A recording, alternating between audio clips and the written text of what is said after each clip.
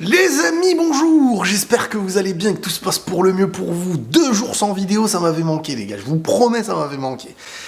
Bon, la semaine Ligue des Champions commence, les matchs allés commencent dès demain, mardi, avec Bayern Munich, Real Madrid. On va trembler.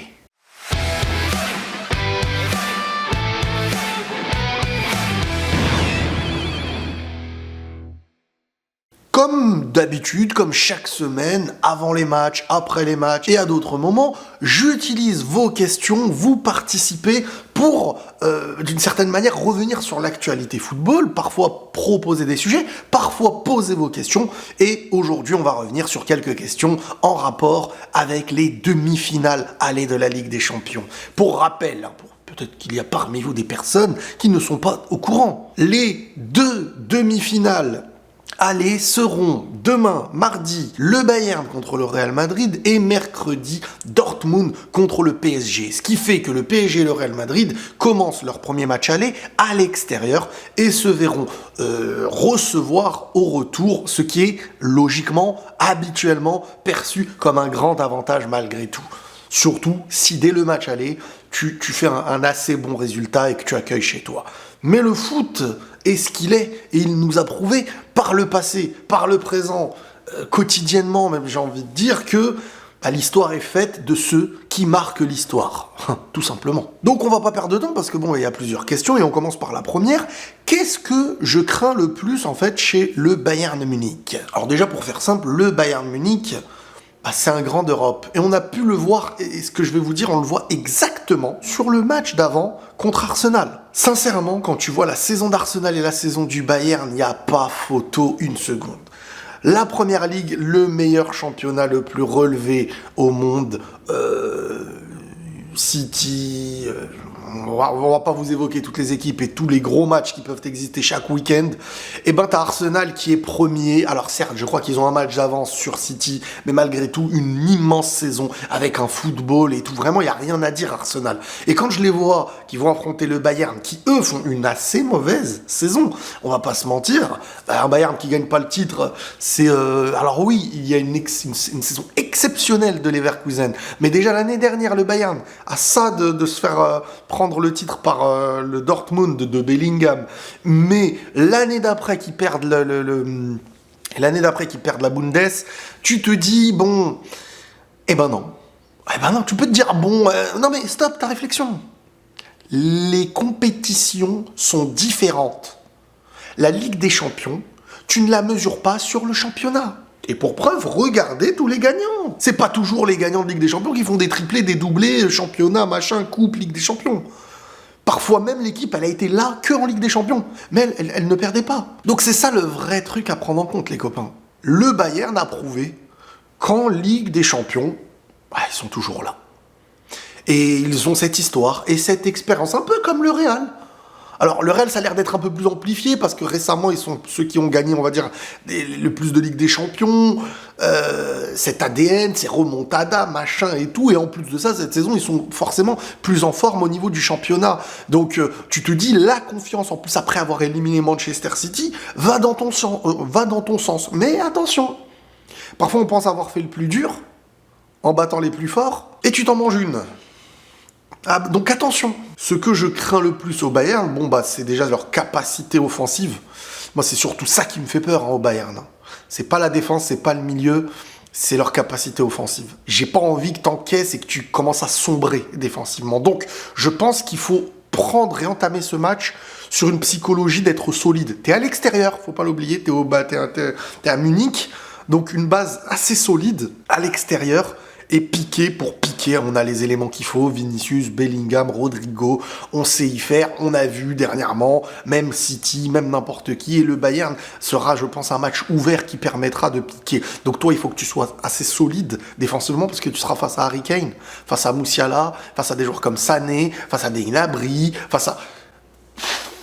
ça va être compliqué, donc il va falloir avoir un bon bloc. Un bon bloc ne veut pas dire tu restes derrière comme contre City.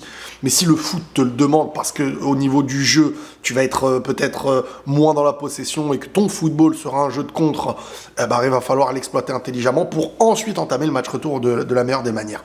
Donc voilà, moi ce qui m'inquiète, c'est vraiment des joueurs comme Harry Kane, des joueurs comme Moussiala. Moussiala, je suis inquiet parce qu'un petit espace, petite frappe, vraiment, c'est un peu le Foden, quoi. Le mec, tu lui laisses une demi-seconde, tac, il rentre dans un espace, soit il fait la passe, soit il marque. C'est des joueurs vraiment vifs d'une action, donc faut rien laisser à ces joueurs-là. Qui veux-tu en défense avec Rudiger? Tchouaméni, Nacho, ou moi j'ai rajouté même Militao parce qu'il ne l'avait pas mis dans la question. Écoutez, je pense que ce qui a stabilisé la défense en Ligue des Champions, ce qui nous a montré beaucoup de confiance, prenons en compte et réfléchissons sur plein d'aspects. Tchouaméni, si tu mets Tchouaméni, Rudiger, t'as une très bonne défense et tu peux faire jouer Camavinga. Par contre, si tu mets Tchouaméni au milieu dans son poste, est-ce que tu veux te priver de Camavinga un peu qui a un rythme de gros matchs des Ligues des Champions en ce moment? Je sais pas. Moi, je pense vraiment qu'il faut pas se priver non plus de Camavinga sur ce genre de match qui aura des espaces, qui pourra faire des différences. Donc moi, en vrai, si je vois Tchouaméni, Rudiger et Camavinga en milieu, ça me gênera pas trop, même si Camavinga ne fera pas ce qu'un Tchouaméni fait, tout comme un Tchouaméni ne fera pas ce qu'un Camavinga fait. Après, t'as Nacho. Nacho n'a jamais déçu, mais Nacho, c'est le choix de quand tu n'as plus le choix, malgré tout, même s'il ne déçoit pas en Ligue des Champions et tout. Mais c'est quand même le choix de quand tu n'as pas le choix. Et là, je pense que t'as quand même le choix. Voire même Militao, je ne l'aurais pas tenté. Militao, là, j'ai peur que ça déstabilise l'aspect du jeu. Et encore une fois, moi, je ne suis pas encore, peut-être que je le serai, convaincu par l'addition Militao-Rudiger. Militao a besoin d'être stabilisé par un joueur qui est plus porteur, calme, un Alaba, un Ramos, des joueurs dans le genre. Tu mets deux joueurs qui sont basés beaucoup plus sur l'aspect physique, athlétique et agressif, Rudiger, Militao, ça me plaît moins. Et je trouve que ça crée plus de failles. Mais ça, on verra avec le temps. Je pense que Tchouaméni, Rudiger a prouvé. Je pense que Camavinga a prouvé. Je pense qu'il y a des assurances avec tout ça, une stabilité, une habitude. Et ils ont passé de grosses échéances ensemble. Donc moi, j'irais plus dans ce sens-là. Premier degré, pour toi, qui va gagner la Ligue des Champions? Et commence pas à essayer de nous donner la poisse en disant le PSG parce que c'est écrit, sois honnête. Non, mais déjà, les gars, arrêtez avec cette histoire de poisse, d'œil ou je sais pas quoi, voyons. Oh! Vous pensez que le petit Riles, dans sa pièce où il fait des vidéos, tranquille, va impacter la saison devant des milliards de gens, et c'est moi, en disant Paris va la gagner, que je vais impacter quelque chose. Faut se le retirer de la tête, les gars. Donc maintenant, oui, plus sérieusement, Paris n'est pas, quand tu les vois, n'est pas l'équipe, tu te dis, la plus armée. Tu te dis pas que c'est Paris qui a le plus de talent. Ils en ont, hein. Mais tu te dis pas que c'est eux qui passent devant le Bayern, qui passent devant le Real, ou qui passaient devant City, voire à mes yeux, qui passaient même devant le Barça. Alors ils ont éliminé le Barça, avec des circonstances. Ils ont éliminé le Barça malgré tout. Ils vont jouer Dortmund, qui a éliminé l'Atlético.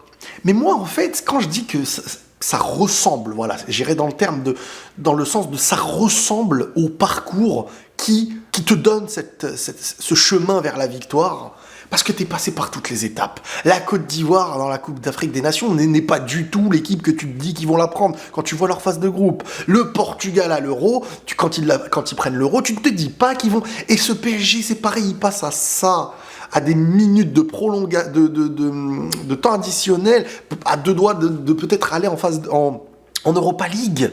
Et ils sont là. Et après, ils tombent en étant deuxième, ils tombent sur le meilleur tirage. Ensuite, ils tombent contre un Barça. Ils perdent l'aller. Au retour, il y a ce rouge. Ils tombent du bon côté du tableau. Ils ont beaucoup de choses qui te font dire...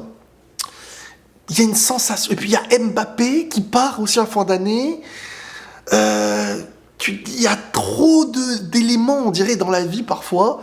Je sais pas, moi, je suis qu'un humain, je sais pas. Mais des fois, tu as cette sensation que l'écriture de la vie, à ce moment-là, on dirait que c'est comme un film. Tu te dis, purée, on dirait que ça va aller dans ce sens-là. d'un PSG, avec Luis Enrique, critiqué au début, toutes les polémiques, machin, phase de groupe compliquée, inattendu, les deuxièmes qui tombent sur le meilleur premier qu'il fallait tomber pour eux, le meilleur côté du tableau, les difficultés qui se transforment en facilité, les choses qui sont en train de se résoudre. Ils sortent le Barça alors qu'ils étaient à deux doigts d'être éliminés, alors qu'ils avaient encaissé un deuxième but au final, sur l'addition des deux, au retour, au stade du Barça, et le carton rouge. Et pour moi, ça aurait été pire pour eux de jouer une Atlético qu'un Dortmund, parce qu'un Dortmund laissera des espaces, permettra des choses que l'Atlético, face à une équipe plus forte qu'eux, est beaucoup plus forte que face à une équipe de leur niveau, parce qu'ils doivent jouer et plus être dans l'esprit de contrecarrer les plans du plus grand, et eux, ils aiment être dans ce dispositif. Bref, j'ai comme le sentiment... Et puis City éliminé d'un côté qui aurait été l'équipe presque impossible à battre, même si sur un match, tu peux les taper, et tu vois, les choses... moi, je sens qu'il y a une écriture, on dirait, dans tout ça. C'est incroyable. Donc je pense que, ouais, je sais pas pourquoi, je pense qu'ils ont tout pour le gagner. Je pense qu'il y a un chemin qui est fait pour eux. Qui est fait pour eux, ça veut pas dire que c'est de la triche et tout, hein, c'est une sensation. Mais maintenant, bien sûr que quand le Real élimine City, je me dis, purée, c'est les favoris pour moi. C'est les favoris, je me dis, en éliminant City, et en plus tu perds Arsenal de l'autre côté, Real Bayern, le Bayern n'est pas forcément en forme, mais en pensant comme ça, à chaque fois que je pense comme ça, c'est mauvais signe. Parce que moi, c'est à chaque fois que je suis pas confiant pour le Real que ça se passe bien. Et là, ça me dérange parce que je suis confiant. Ça me dérange d'être confiant. Quand je suis confiant, ça se passe mal. J'ai pas d'exception inverse, en fait. C'est rare que je suis confiant et que ça se passe bien. Donc, les gars, attention. Si vraiment le Real sort, c'est que faudra plus jamais que je sois confiant, les gars. Faites attention à ma confiance. Si le Real gagne la C1 cette saison, ça fera 2 C1 remportés depuis la clim de Mbappé. Si cela arrive, Mbappé pourra-t-il avoir d'énormes regrets d'être passé à côté de ça et potentiellement à côté d'un ballon d'or par extension en restant au PSG? Alors, oulala, les gars, attention les parallèles. Dans le foot, il faut faire très très attention à cette idée de le Real a gagné sur Mbappé, mais avec Mbappé, ça aurait été exactement le même scénario. Pas du tout. Tu ne peux pas savoir. Si Mbappé était au Real, peut-être que le Real n'aurait même pas gagné la Ligue des Champions. Peut-être que le Real actuellement ne serait pas en finale, ou peut-être qu'ils en auraient gagné encore plus. Mais l'histoire, on ne peut pas la refaire. Ça, c'est la facilité. On ne sait même pas comment ça va se passer avec Mbappé au Real. On ne sait même pas qu'est-ce que le Real aurait été sans Mbappé sur les 5 prochaines années. On ne sait pas ce qu'ils vont être avec les... On ne peut pas se dire, vu que le Real a gagné sans Mbappé, ils auraient gagné avec lui. Et même si c'est un élément que tu te dis bénéfique sportivement, tu te le dis. Mais ça ne veut pas dire que... Parce que la vie aurait été bouleversée dans 1 million d'autres détails. Donc attention à ce genre de parallèle. Maintenant, les regrets, oui. Pour moi, la prolongation d'Mbappé aura été, hormis s'il gagne la Ligue des Champions cette année, une perte de temps. Peut-être pas une perte d'argent ou de pouvoir, mais une perte de temps. Parce que un projet qu'il aurait pu écrire dans le club dans lequel il veut aller depuis toujours, parce qu'il veut aller depuis on va dire, un long moment au Real Madrid... de l'autre côté, depuis qu'il a prolongé au PSG, bah c'est quoi? C'est des histoires de chaque mercato, c'est des conflits, des machins, dès que ça se passe mal, trucs envoyés dans le loft et machin. Et côté Madrid, bah une reconstruction de Vinicius qui devient un top joueur mondial, un Bellingham qui arrive entre-temps et qui s'instaure comme un pilier à 20 ans au Real Madrid, et ben faut faire vite Kylian, parce que les brèches, il faut vite combler la petite dernière brèche, parce que sans celle-ci, il passe à côté d'une histoire, moi je pense même. Donc c'est peut-être pas trop tard, parce qu'il arrive dans un moment où il y a une place de numéro 9 qui se libère, et on verra l'animation que Ancelotti donnera à tout ça. Mais je pense que oui, il y a des regrets, sauf s'il prend cette Ligue des Champions et qu'il s'en va gagnant avec le PSG en Ligue des Champions, parce qu'il aura marqué enfin ce chemin, cette histoire, et là on pourra pas dire que la prolongation aura été inutile et que ça aura été du temps perdu. Que penses-tu de voir Cafu Vasquez titulaire? En ayant suivi les matchs du Real Madrid en Liga, je trouvais déjà qu'il était très sous-coté, mais sa performance contre le Barça a confirmé mon idée sur le joueur défensivement.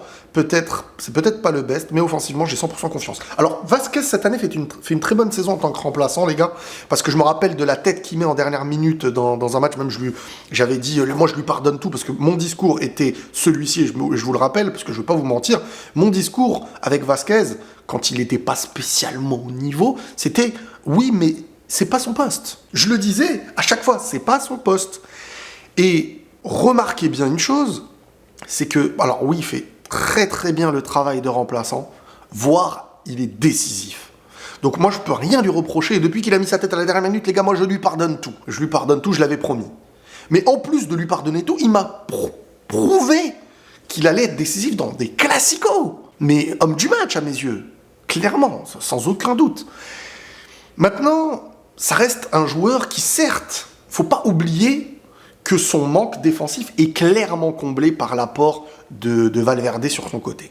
Et je trouve que malgré tout, et je pourrais rien lui reprocher, même si j'ai toujours dit c'est pas son poste, malgré tout, Vasquez, là, il nous fait une grosse saison en tant que remplaçant et décisif dans des moments clés.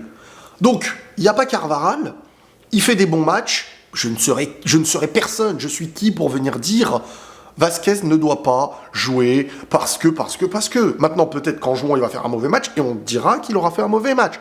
Peut-être qu'il va faire un match dans la continuité, on va dire mais quelle forme, mais quel joueur ce Cafou. Donc, je pense qu'il n'y a pas d'autre choix, déjà premièrement. Défensivement, il va falloir être solide, mais je pense que le Real va être solidaire entièrement défensivement, donc ce n'est plus une histoire d'un joueur pour un joueur. Et offensivement, il fait les bons choix, il n'est pas mauvais, donc il y a moyen de faire un match où il va bien combler peut-être Carvajal et espérer un bon retour de Carvajal au Bernabéu. Peux-tu mieux expliquer la différence entre Xavi et Vinicius au niveau des colères et tout? Merci d'avance. Alors, en ce moment, beaucoup de gens me voient troller un petit peu sur Twitter, mais c'est pour mettre face aux yeux des gens ce que je vois habituellement, en fait. Déjà, j'ai vraiment la triste sensation que les réseaux donnent déjà la parole à tout plein de gens qui, c'est pas méchant ce que je vais dire, mais qui pour moi en fait ne connaissent ou n'ont peut-être jamais pratiqué ou n'ont jamais vu réellement ce que c'est en vraiment sur le terrain le football en fait, et que tout le monde en fait maintenant deviennent des fans, mais pas que des fans. Avant il y avait les fans qui regardaient la télé et maintenant il y a les fans qui prennent la parole en mode l'avis de tout le monde doit être dit. Ça a son charme, on va pas se mentir, sur les réseaux, ça a son charme que tout le monde puisse donner son avis, même sans être connaisseur du truc, mais ça a ses failles. Et des fois, tu vois des propos, des choses qui se disent parce qu'ils, émotionnellement, dans leurs sensations, n'aiment pas un joueur par rapport à son comportement ou sa manière d'être un peu plus arrogant, un peu plus provocateur, chose qui existe depuis la nuit des temps et qui a fait le succès, voire aujourd'hui le péché mignon de grandes stars, voire légendes du football. Et aujourd'hui, vu que y a ces conflits de rivaux, de machin, un acharnement et une manipulation de manière assez hypocrite, étant donné que quand c'est leur propre joueur qui se comporte presque de la même manière, voire parfois avec des choses pires dans certains aspects, ça ne dérange pas, voire parfois c'est mis en avant en mode « Ah, c'est mignon, on apprécie, c'est un gagnant, c'est un combattant, c'est machin, c'est machin ». Et moi, en fait, quand je joue le jeu des gens, je joue le jeu des gens. C'est-à-dire que moi, Xavi, je ne vous m'entendrez pas dire « Xavi, c'est un provocateur ». Mais Xavi est un gars qui est pour les intérêts de son équipe. Alors oui, il y a des choses qu'on peut lui reprocher, mais moi, je ne lui reproche pas. Ça ne me dérange pas qu'il s'excite sur le banc, en fait. Ça pénalise les siens. Maintenant, quand Vinicius pénalise les siens, je vais dire Vinicius, là, sur ce match, Mais quand t'as 98%, c'est les autres que ça énerve, et c'est pas à Madrid, en vrai de vrai. Moi, ça me dérange pas qu'il soit provocateur, ça me dérange pas qu'il nargue ou qu'il provoque. Mais ça existe partout. Mais allez, mais vous n'avez jamais vu l'Argentine, les pays sud-américains, l'Uruguay, Enfin, je veux dire, normalement, vous les avez vus. On a vu la Coupe du Monde, on a vu un peu Pays-Bas, Argentine et tout. Mais c'est le football, il y a un certain moment le foot anglais et tout. Et en fait, une nouvelle génération vient à vouloir faire croire que le football doit être sur le terrain, pas un mot au-dessus de l'autre. Quand on se regarde, on sourit parce qu'après le match, on se connaît et on s'aime bien.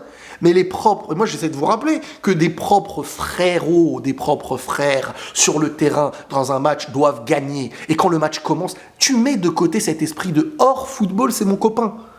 Donc tu joues pour gagner. Et ça me rappelle des exemples. Cristiano Ronaldo, qui joue avec Rooney pendant des années à Manchester United, ça ne l'a pas empêché de pousser l'arbitre à lui mettre un carton rouge lors de Portugal-Angleterre de l'Euro 2004, je crois, je suis pas sûr, je crois que c'est l'Euro 2004, et juste après, Rooney se prend un carton jaune, Cristiano lâche un clin d'œil à son moment.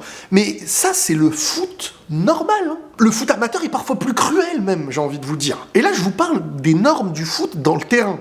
Je vous parle pas des supporters qui insultent. Moi, j'ai plus de haine envers les supporters qui insultent des mamans, qui sont en train que des joueurs dans une tension de victoire, en train de se chamailler, de se provoquer, de gagner un duel mental. Ça me gêne pas. Et aujourd'hui, il y a des gens qui m'identifient sur chaque fait et geste de Vinicius. Regarde, là, il a fait quoi? Mais ça, c'est du foot. C'est normal. Ça existe depuis toujours. C'est toi qui débarques et qui t'énerve parce que tu estimes que ça sort d'un cadre que tu n'as peut-être jamais vu à tes yeux parce que tu ne suis pas le foot depuis longtemps ou que tu ne l'as jamais pratiqué. Mais des joueurs comme Vinicius qui s'énervent et tout, moi, en fait, je joue le jeu des gens. Et c'est pour ça que maintenant, vous me voyez sur les réseaux marquer des provocateurs. Et tout parce que c'est le discours des gens. Provocateur, c'est une excuse à quoi?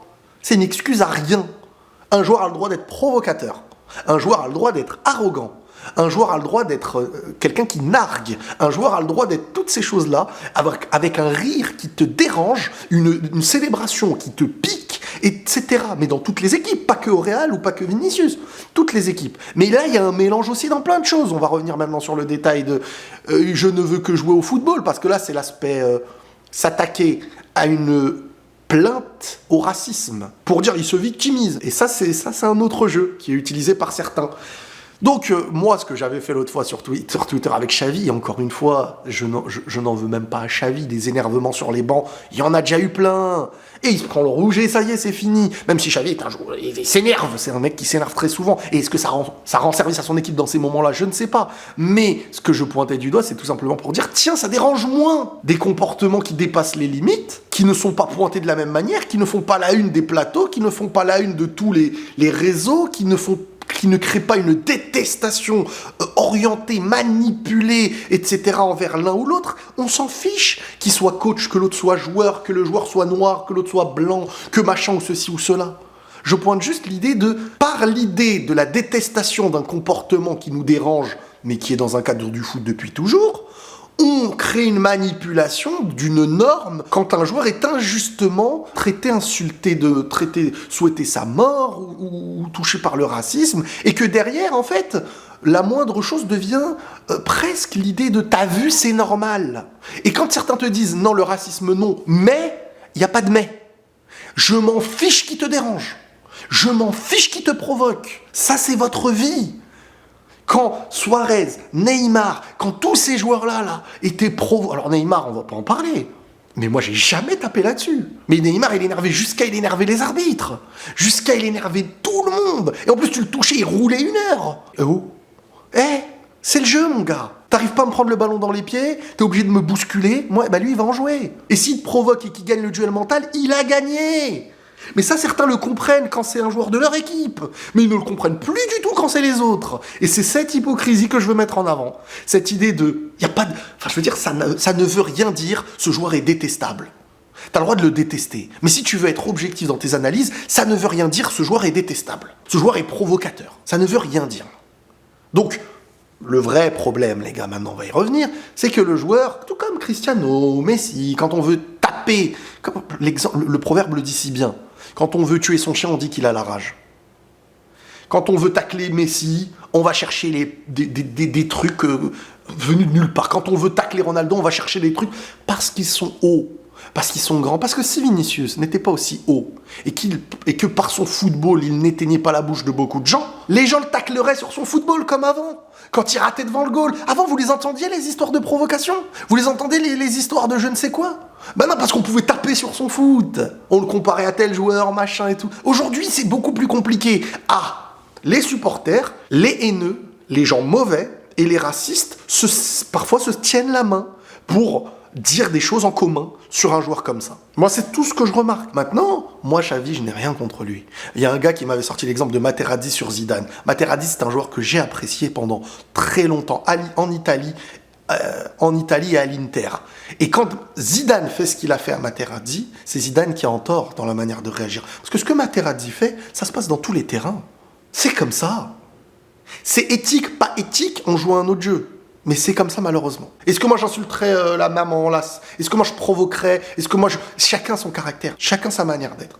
Mais découvrir, et beaucoup de nouvelles générations sur les réseaux, surtout que maintenant, tout est... Et on fait les montages qu'on veut, on fait 60 images d'un mec qui s'énerve, ça a l'air d'être je ne sais qui. Par contre, je peux te faire un montage de 60 fois où un mec sourit et on a l'air d'être le plus gentil. Bref, les réseaux créent une manipulation, fait ce qu'ils ont envie. Mais moi... moi, j'utilise l'hypocrisie, la manipulation pour troller les gens et leur faire comprendre qu'on peut rendre détestable tout comportement qui ne nous plaît pas.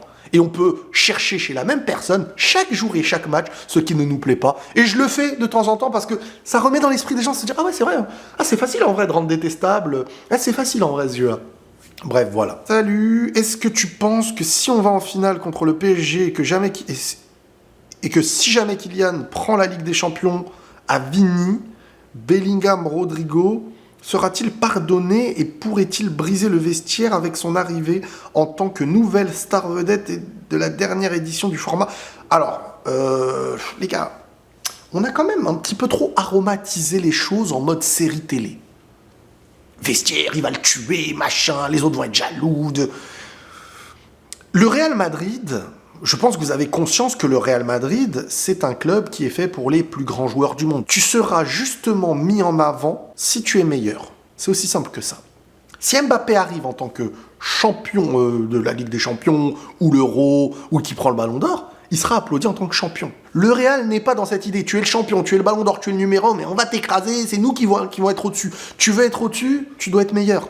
Et en fait, après, vous êtes ensemble. Et c'est le club qui est au-dessus de vous. C'est un club qui est au-dessus des autres, qui permet, oui, d'être mis en avant quand tu es le meilleur, beaucoup plus qu'ailleurs. Parce qu'être le meilleur au Real Madrid, pour rendre une Ligue des Champions au Real Madrid, te favorise plus un Ballon d'Or qu'être le meilleur à Chelsea, par exemple. Et donc, bien sûr qu'un Mbappé, s'il gagne tout, il va arriver avec un Ballon d'Or au Real, applaudi, et joueur du Real, ça y est. Bellingham, Vinicius ne sont pas les joueurs que vous pensez être en mode « ils veulent la star au-dessus de la star ».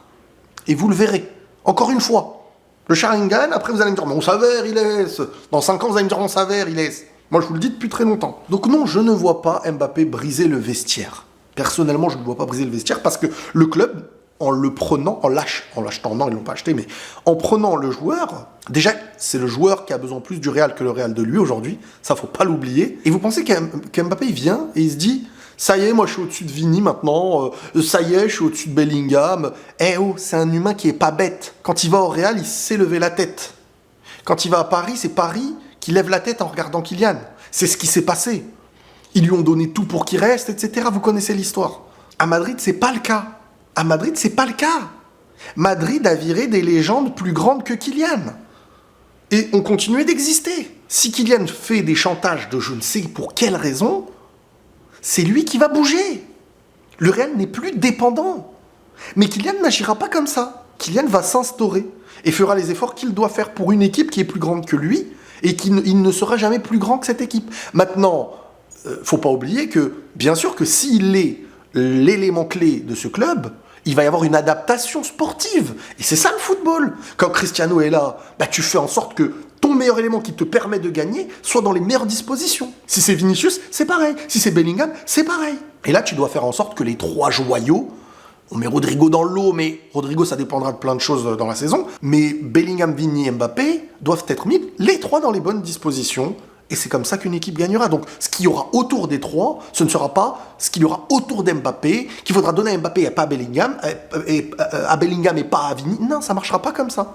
Vous avez trop calqué l'exception Qatar avec Mbappé, et d'un coup, vous le calquez au Real Madrid. Ce n'est pas comme ça. Neymar, quand il est au Barça, ce n'est pas Neymar quand il est au PSG. Messi, quand il est au Barça, ce n'est pas Messi comme quand il est au PSG. Parce qu'il se passe des choses différentes en fonction des clubs, du Qatar, de certaines choses qui ont été n'importe quoi, qui se sont clairement améliorées maintenant, etc. Penses-tu que le PSG peut gagner le match aller et retour ? Alors ça va être des matchs serrés, je pense, parce que des demi-finales, peu importe qui est en face, c'est serré. Et là, Dortmund montre qu'ils méritent aussi leur place en demi-finale. Premier en phase de groupe devant Newcastle, Milan et le PSG. Ils ont éliminé l'Atlético. Ouais, ça va être un match compliqué pour le PSG, aller-retour. Maintenant, le PSG est beaucoup plus serein qu'en début de saison, qu'en phase de groupe. Même si, attention, faut pas retirer le match du Barça d'un revers de main parce qu'il y a eu un score. Le score a été favorisé par quelque chose qu'ils ont provoqué, je suis d'accord. Mais à 11 contre 11, un PSG était en difficulté. Maintenant, contre le Dortmund, c'est possible d'être en difficulté aussi. C'est juste ça que je veux dire. Faut pas se dire ils ont tapé Barça, ça veut dire ils vont taper Dortmund. Peut-être, mais ça va pas être facile. Gagner les deux, je sais pas. En tout cas, gagner l'aller leur favorisera clairement la qualif, à mes yeux. Comment t'expliques rationnellement qu'on a perdu Courtois, Benzema, et qu'on performe à un tel niveau sans même avoir recruté Mbappé. Bah déjà, l'évolution de certains joueurs, l'arrivée de Bellingham, les gars, on va pas se mentir, l'arrivée de Bellingham aussi qui montre que c'est un joueur qui s'annonce un joueur d'histoire au Real Madrid. À son âge, faire ce qu'il fait, porter comme il fait, s'instaurer comme un top 1, top 2 ballon d'or pour l'instant dans les statistiques au vu de la saison, de l'aura, de ce qu'il a fait sur le terrain, de l'aspect décisif, Ligue des Champions, phase de groupe, les classicos, la première place, le nombre de buts et les efforts sur le terrain, en plus de ce qu'il dégage comme un grand joueur, comme s'il avait 25-26 ans et qu'il était à son prime, alors que le mec a 20 ans, il arrive à 19 ans. Tu te dis, ça a joué beaucoup aussi. Après, t'as eu beaucoup de blessures. Vinicius, 2 blessures qui l'ont retiré plusieurs mois. Mais je pense qu'Ancelotti n'y est pas pour rien. La prolongation d'Ancelotti a fait aussi beaucoup de bien. Un Real qui sait être solidaire, un Real qui a une âme, une équipe qui sait... tu lui donnes des fissures, elle arrive à faire le caméléon, elle arrive à... C'est une équipe à part, en fait. Quand elle a moins, c'est parfois comme si elle avait plus. Des joueurs que tu pensais qu'il allait être fini. Carvajal, l'année dernière, je pensais pas qu'il allait être à ce niveau-là. Vasquez, quand il rentre. Brahim Diaz, des remplaçants aussi à la hauteur quand ils rentrent, qui savent se rendre décisifs. C'est pas Asensio qui rentrait en jeu. Et tu sentais que le mec, on dirait, il voulait juste toucher le ballon, quoi. Brahim Diaz, il rentre, il se dit, je vais faire la diff. Arda Güler, c'est un jeune qui a un avenir, mais quand il rentre, le peu de choses qu'il a eu, 80 minutes, 2 buts, un penalty obtenu contre Girona, tu vois, même l'autre fois, tac, une barre du milieu de terrain. Je veux dire, tout le monde veut apporter sa pierre à l'édifice. Donc un Real Madrid qui se veut être conquérant sur les 22 joueurs, sur les remplaçants, sur les titulaires, et malgré les absents. Et des fois, on a envie de se dire, purée, les absents, on a peur que s'ils reviennent, ce ne soit plus pareil. C'est même limite ce qu'on est en train de se dire parfois. Qui pouvait imaginer se dire, non, on va garder Lounine, on va pas mettre Courtois. Qui pouvait s'imaginer un truc pareil, quoi? En Ligue des Champions, dans le dernier carré. T'as Militao, tu vas dire, non, on va mettre Tchouaméni. Enfin, je veux dire, vous comprenez que ce Real sait s'adapter à toutes les situations. Et si quelqu'un, regardez-moi dans les yeux quand je vous le dis, si quelqu'un pense que tout ça n'est que le fruit du hasard, il fait partie de ceux, comme je vous ai dit tout à l'heure, qui pour moi ne connaissent pas ce sport, qui ne regardent le sport que comme si c'était une série télé, et qui l'expliquent par un aspect émotionnel de volonté, de je veux ou de je ne veux pas, donc ça veut dire que. Donc voilà, Madrid est grand, maintenant, mon prono, en fait, comme je vous dis, je suis très inquiet, parce que je suis confiant. C'était ce qui s'était passé contre Leipzig. J'étais confiant. Et je vous avais dit, attention, quand je suis confiant, ça fait peur. Et regardez les matchs contre Leipzig, comment ils sont les pires matchs peut-être de la saison du Real. Tu sentais qu'ils maîtrisaient presque rien, quoi. Donc là, je suis confiant et j'ai peur, en fait, parce que je suis confiant. Ça m'énerve. Est-ce que c'est le fait d'avoir éliminé City? Tu te dis, ça y est, le chemin est ouvert, alors qu'il faut jamais se dire ça. T'as le Bayern en face de toi, les gars. Il y a 1 an ou 2 ans en arrière, dire que le Real affronte le Bayern, ça m'aurait inquiété de malade mental. Et là, bizarrement, je me dis parce qu'ils ont éliminé. Donc, faut faire attention. Le match aller, franchement, un match nul serait un assez bon résultat. Un match nul serait un assez bon résultat. Même si le Real doit piquer. Le Real est fait pour piquer, les gars. Bref, je ne fais jamais de pronostic pour le Real en Ligue des Champions, désolé. Les amis, prenez tous soin de vous. N'hésitez pas à liker, abonnez-vous, commentez. Merci pour tout. Prenez tous soin de vous. Et la paix sur vous.